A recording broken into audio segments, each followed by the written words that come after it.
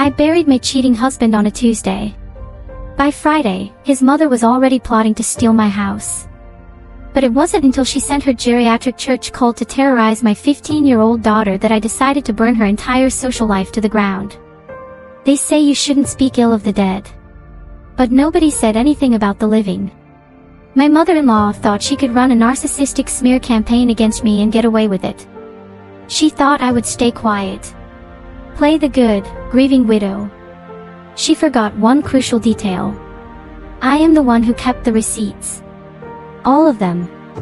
And I was about to deliver them directly to her congregation. If you've ever dealt with a toxic family system, you know the drill. You know about the gaslighting. You know about the flying monkeys. But today, we are going to talk about the ultimate cure for a narcissist. Complete, undeniable, and beautifully printed exposure. Let's rewind. To understand the poison, you have to look at the roots. A year ago, I was a 46-year-old mother of 2 teenage girls, 15 and 17. I was the breadwinner. I paid the mortgage. I funded the vacations. My husband, he was just there. Or so I thought. Our marriage was already circling the drain. I had caught him in a web of lies. Small ones at first. Then massive, glaring red flags. We were mid-divorce. The papers were drawn up. The ink was barely dry on my signature. Then came the phone call at 2 a.m. It's funny how your brain records trauma. I don't remember the police officer's name. But I remember the sickening yellow glow of the streetlight pouring through my kitchen window. I remember the cold tile under my bare feet. Car crash. High speed. Instant death. He didn't die alone. The woman in the passenger seat was also killed on impact. Her name wasn't on our insurance policy. She wasn't a coworker. She was his mistress. The side piece. The secret life he had been funding with the money I earned. But wait, the plot thickens. This wasn't just a casual fling. This was a parallel universe. They left behind 2 infant boys. Twins. My husband's affair babies. Now completely orphaned. My teenage daughters were the ones who had originally discovered the cheating.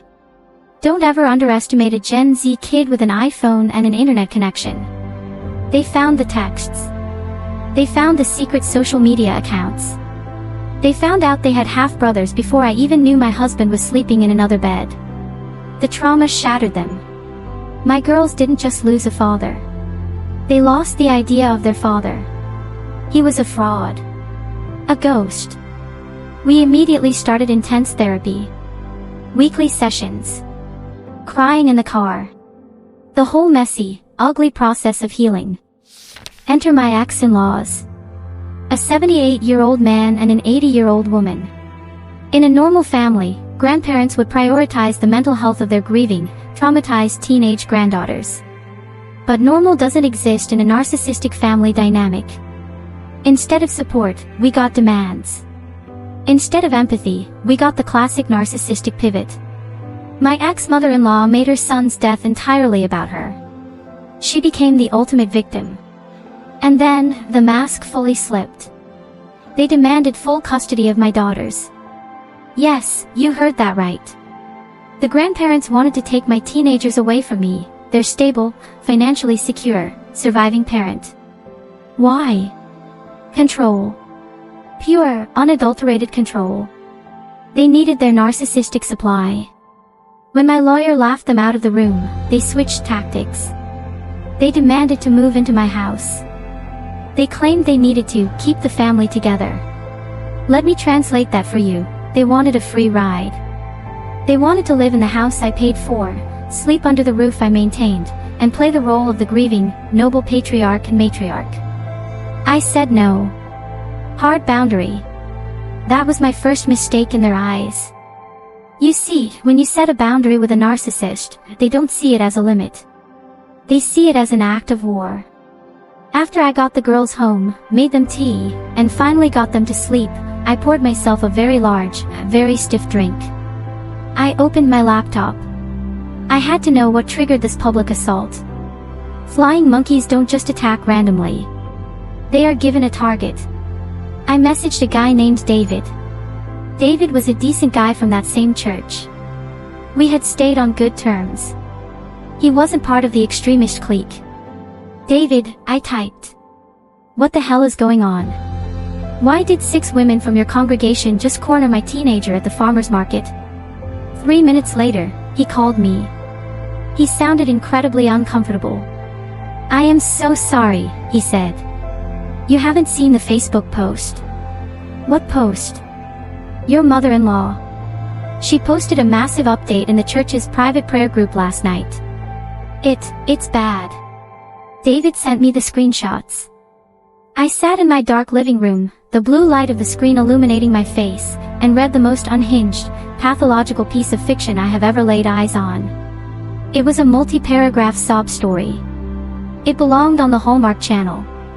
My ex-mother-in-law had painted herself as a modern-day martyr. She wrote about how horrible my daughters and I were. She claimed we had kicked them out onto the streets.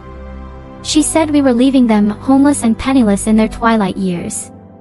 Fact check. They had literally just inherited my dead ex-husband's personal bank account and his entire life insurance policy. He had made them the beneficiaries instead of his own children. They were flush with cash. But it got worse. She wrote that we were the reason she lost her grandsons, the affair babies. The boys were currently living with distant relatives of my ex-husband because, frankly, the grandparents were too old to care for infants. But she blamed me. Now, here is the kicker. Here is where the absolute audacity of this woman reached astronomical levels. This specific church was incredibly strict. They had hardcore traditional views. But their one saving grace. They absolutely abhorred cheating. Infidelity was the ultimate sin, unforgivable for both men and women. If the church knew her golden boy's son had died in a car crash with his long-term mistress, his memory would be disgraced. The family would be shamed. So, how did she explain the existence of 2 newborn babies without admitting her son was a cheating scumbag? She lied. Meticulously and cruelly. She told the entire congregation that I, the wife, was infertile. She claimed that the other woman in the car crash was actually a surrogate we had secretly hired. She spun a tragic tale that after my husband died, I callously rejected the surrogate babies because they were boys, and I only wanted girls. I read the words again.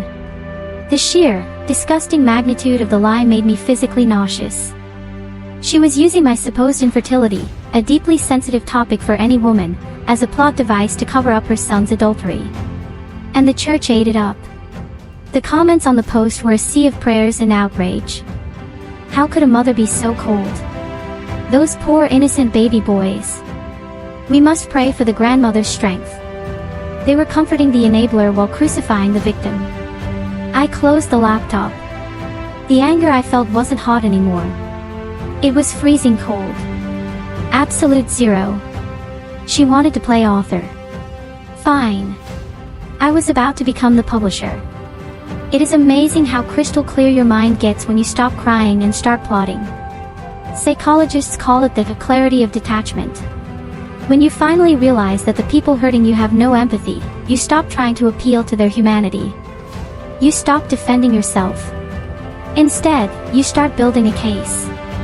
And honey, I had a briefcase full of nuclear codes. Because I was in the middle of a brutal, contested divorce when my husband wrapped his car around a tree, my lawyer and I had already done the heavy lifting. I didn't just have suspicions. I had hard data. I had bank statements. I had hotel receipts. And most importantly, I had the text messages. Since the divorce was never finalized by a judge due to his sudden death, there were no legal gag orders. No sealed documents. Every dirty little secret was legally mine to do with as I pleased. Friday morning. I called my boss and took a personal day. I didn't spend it in bed.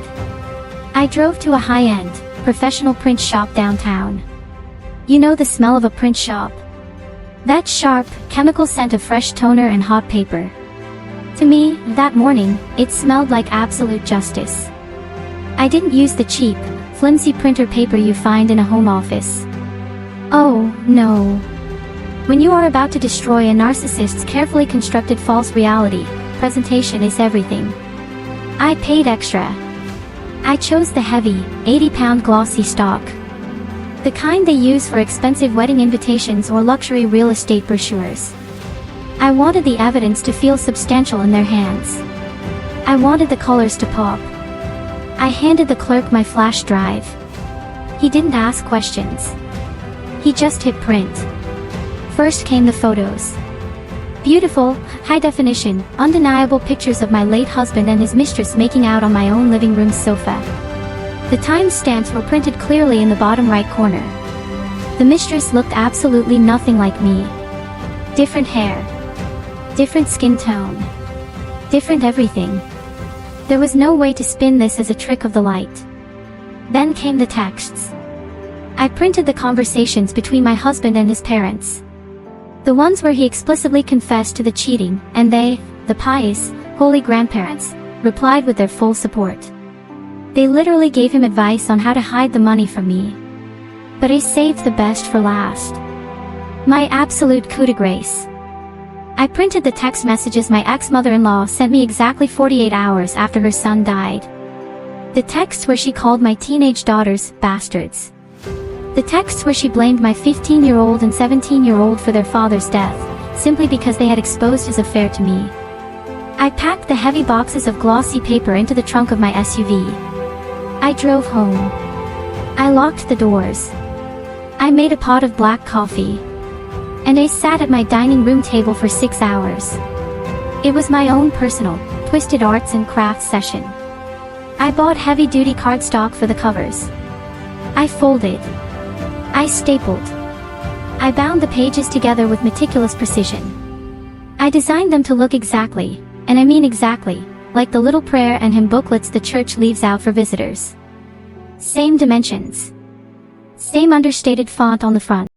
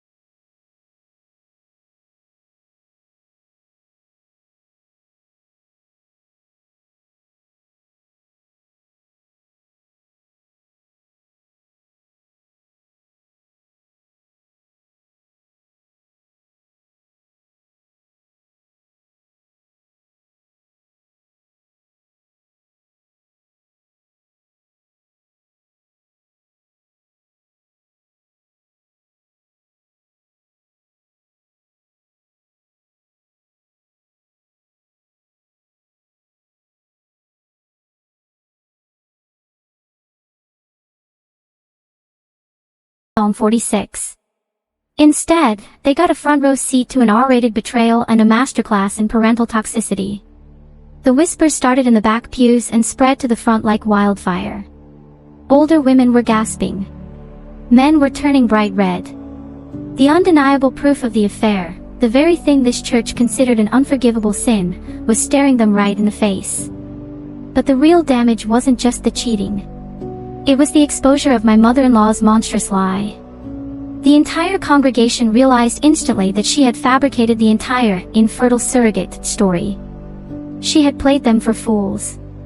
She had weaponized their faith to cover up her family's filth. The gossip mill wasn't just quick, it was utterly ruthless.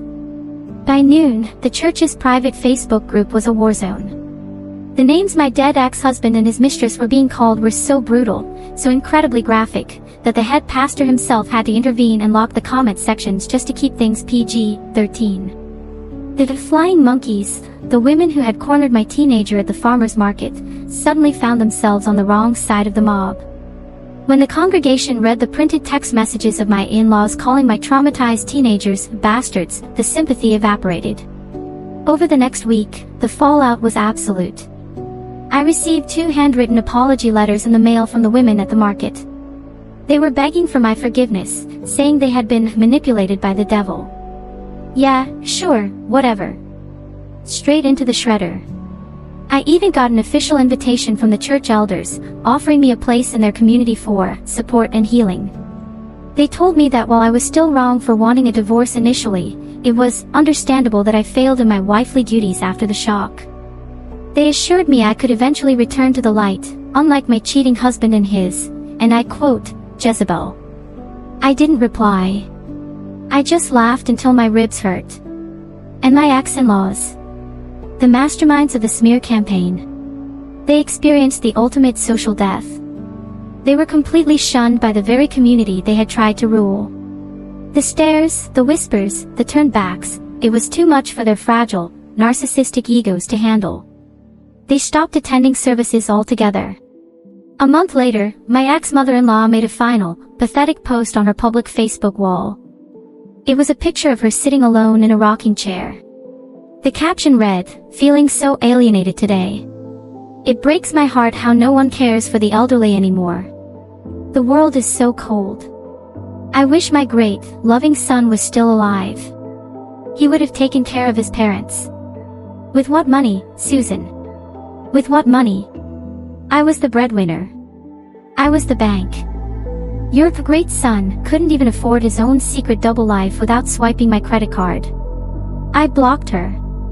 I took my daughters on a 2-week vacation to Hawaii. We drank out of coconuts, swam in the ocean, and finally started to breathe again. Here is the truth about toxic family systems and the people who enable them. They rely entirely on your silence. They weaponize your guilt. They bank on the fact that you will be the bigger person and keep their dirty secrets hidden in the dark to avoid making a scene. But sometimes, being the bigger person just means you're giving them a bigger target to shoot at. Sometimes, the only way to cure a systemic infection is to drag it out into the blinding, sterile sunlight. Have you ever been pushed to the absolute edge by a narcissist who played the victim? Did you stay quiet and swallow the pain, or did you drop the match and walk away? Tell me your story in the comments below. This is a safe space, and I read every single one of your receipts. If this story validated your rage today, hit that like button, subscribe to the channel, and turn on the notification bell.